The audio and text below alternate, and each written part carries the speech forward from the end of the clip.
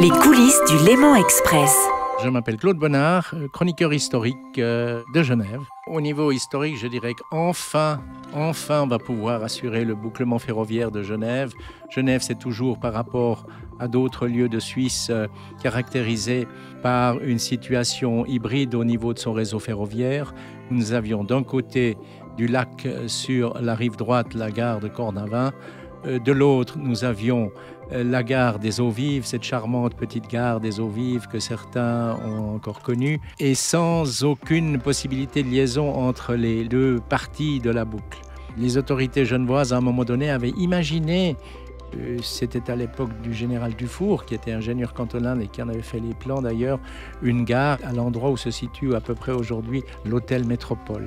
Donc on voit que enfin, après je dirais plus d'un siècle de tergiversation, grâce à l'action déterminante de certains de nos magistrats et députés à un moment donné, et grâce au vote du peuple genevois, eh bien, on aura enfin ce réseau bouclé, dont je ne doute pas qu'il ait une grande influence sur les relations transfrontalières.